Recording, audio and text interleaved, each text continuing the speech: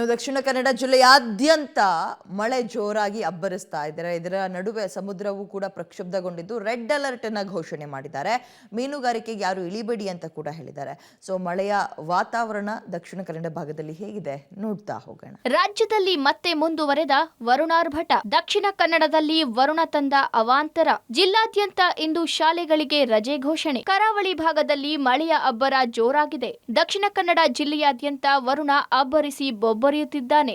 ಜಿಲ್ಲೆಯಲ್ಲಿ ನಿರಂತರವಾಗಿ ಧಾರಾಕಾರ ಮಳೆ ಸುರಿಯುತ್ತಿದ್ದು ಕೆಲವೆಡೆ ಅವಾಂತರಗಳು ಸೃಷ್ಟಿಯಾಗಿದೆ. ಮೊದಲ ಮಳೆ ಆರ್ಭಟಕ್ಕೆ ಮಂಗಳೂರು ಹೊರವಲಯದ ಉಳ್ಳಾಳದ ಕುತ್ತಾರು ಮದನಿ ನಗರದಲ್ಲಿ ಮನೆ ಕುಸಿದು 4 ಸಾವನ್ನಪ್ಪಿದ್ದಾರೆ. ಸ್ಥಳಕ್ಕೆ ಕಂದಾಯ ಸಚಿವ ಕೃಷ್ಣ ಭೈರೇಗೌಡ ಭೇಟಿ ನೀಡಿ ಪರಿಶೀಲನೆ ನಡೆಸಿದ್ದು ಸಮಸ್ಯೆಗಳ ಬಗ್ಗೆ ಮುನ್ನೆಚ್ಚರಿಕೆ ವಹಿಸುವಂತೆ ಸೂಚನೆ ನೀಡಿದ್ದಾರೆ. ಅಷ್ಟೇ ಅಲ್ಲದೆ ರಸ್ತೆ ಬದಿಯ ತಡೆಗೋಡೆ ನಿರ್ಮಾಣಕ್ಕೆ ಕ್ರಮ ಕೈಗೊಳ್ಳುವ ಭರವಸೆ ನೀಡಿದ್ದಾರೆ. ತಡೆಗೋಡೆ ಕುಸಿದು ಒಂದೇ ಕುಟುಂಬದ 4 ಜನ ಮೃತರಾಗಿದ್ದಾರೆ.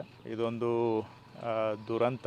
ಮಾನ್ಯ ಮುಖ್ಯಮಂತ್ರಿಗಳು ಕೂಡ ಈ 4 ಜನರ ಪ್ರಾಣಹಾನಿ ಆಗಿರೋದಕ್ಕೆ ಅವರು ವಿಷಾದವನ್ನು ಮಾನ್ಯ ಮುಖ್ಯಮಂತ್ರಿಗಳು ವ್ಯಕ್ತಪಡಿಸಿದ್ದಾರೆ. ಅವರು ನನಗೆ ಸಹ ಮಾತನಾಡಿ ಅಲ್ಲಿ ಹೋಗಿ ಅವರ ಪರಿವಾರದವರಿಗೆ ಏನು ಸಹಾಯ ಮಾಡಲಿಕ್ಕೆ ಸಾಧ್ಯ ಸರ್ಕಾರದಿಂದ ಎಲ್ಲ ಸಹಾಯವನ್ನು ಮಾಡಬೇಕು. ಇಂತಹ ಘಟನೆಗಳನ್ನು ತಡೆಗಟ್ಟಲಿಕ್ಕೆ ಪ್ರಯತ್ನ ಮಾಡಬೇಕು ಅಂತ ಮುಖ್ಯಮಂತ್ರಿಗಳು ಸೂಚನೆಯನ್ನು ಕೊಟ್ಟಿದ್ದಾರೆ. ಇನ್ನು ಜಿಲ್ಲೆಯಾದ್ಯಂತ ಭಾರೀ ಮಳೆಯಾಗುತ್ತಿದ್ದು ರೆಡ್ ಅಲರ್ಟ್ ಘೋಷಣೆ ಮಾಡಲಾಗಿದೆ.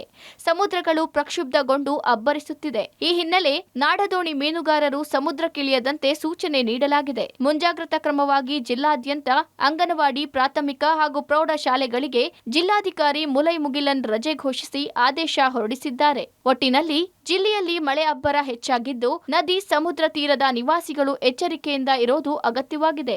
ಮಳೆಯಿಂದ ಅನಾಹುತ ತಡೆಗಟ್ಟಲು ಜಿಲ್ಲಾಡಳಿತ ಸಕಲ ಸಿದ್ಧತೆ ಮಾಡಿಕೊಂಡಿದೆ. ಇಂದು ಕೂಡ ಭಾರೀ ಮಳೆಯಾಗುವ ಮುನ್ಸೂಚನೆಯನ್ನು ಹವಾಮಾನ ಇಲಾಖೆ ನೀಡಿದೆ. Sukhpal Polali, public TV, Mangaluru.